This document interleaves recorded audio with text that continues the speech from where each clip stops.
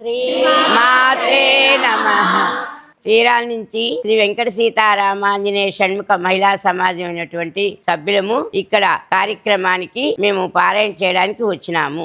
వైద్యో నారాయణ హరిహి అంటూ వేల మందికి వైద్యం చేస్తున్నారు. అన్నం పరబ్రహ్మ స్వరూపం అంటూ లక్షల మందికి అన్నదానం చేస్తున్నారు. లోక కళ్యాణార్థం వీరు చేసే కార్యక్రమాలు ఒకటా రెండా?